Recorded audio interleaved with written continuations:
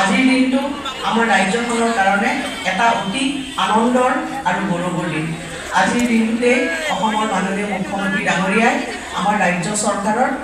মহিলা সবলীকৰণ সৰ্ববৃহৎ এখন আঁচনিৰ শুভ আৰম্ভণি কৰিব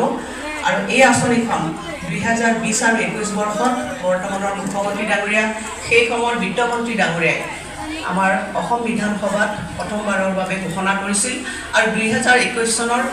প্ৰথম ভাগৰ পৰাই